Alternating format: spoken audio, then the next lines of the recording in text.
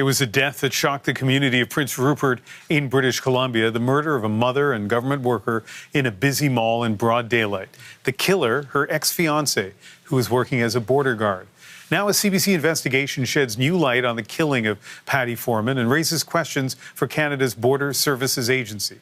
We're joined now by CBC's Betsy Trumpner, whose investigation led to these new details. And Betsy, you've been following this case for years. Tell us what happened that day in Prince Rupert. Patty Foreman was walking to work at her government job. She worked at the Ministry of Children and Families, and she was walking through this building that's got a school in it and a daycare and other government offices when she was gunned down. Now, a lot of, terror, shock, confusion. City Hall was locked down. There was calls to 911 about an active shooter. And later, after it became apparent what had happened, you had a crowd of people gathering outside, people shocked, people crying.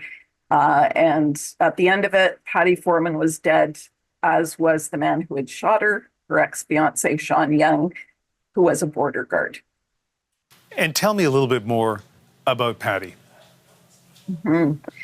Patty Foreman, as you mentioned, dedicated mom, government worker who loved her job with children and families. She was a really well-known performer, really talented singer, very well-known, very beloved in the community. And, remembered details like she baked some cheese bread, in the last week that she was alive. So just like really well-loved, extremely well-known in the community, which, just kind of added to the shock of what had happened.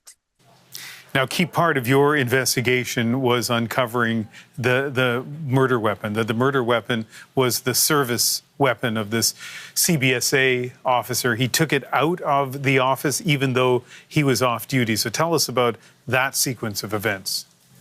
Yeah, so Patty Foreman was shot down and killed at about 8:30 that morning. So what we've learned is that about 6 hours prior, in the middle of the night, Sean Young went to the Canadian Border Services office that was closed.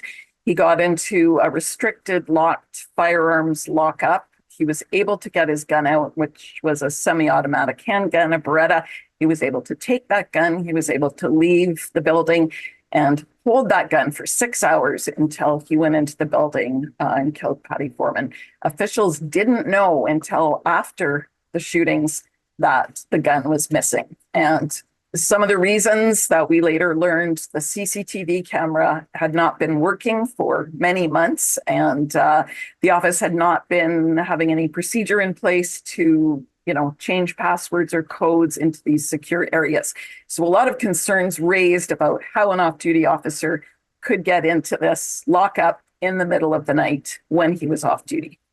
Yeah, and people may not fully understand that in Canada, there are very, very strict controls on guns generally, but especially on handguns, and especially for public agencies like police and CBSA, that they have to, have very strict rules and control of weapons. Now, a key question in your reporting was what the CBSA knew or didn't know about the killer's mental state. You found that Patty had told the RCMP she was being stalked, which would suggest that the killer, maybe had some mental issues. Problem is, as you put in your reporting, the CBSA won't disclose anything about his mental state. They say for privacy reasons. But the former head of BC's agency that investigates police questions very much that reasoning. Let's play a clip. You have an individual who is in the employ of the state, who committed a murder-suicide, who used a publicly owned firearm to do it, and committed that act in public. All of that, I would suggest, greatly minimizes his privacy rights, but also, and more importantly, greatly increases the public interest to know what was going on, and particularly where an enforcement agency may or may not have culpability for what happened. And just to double check, Betsy, despite that perspective from somebody who knows a lot about public accountability and public investigations, nothing from the CBSA to you on what they knew about the mental state of the killer, right? That's right. The RCMP are not commenting. CBSA won't say anything. So really all we have are the concerns that we hear Patty shared with her friends and family.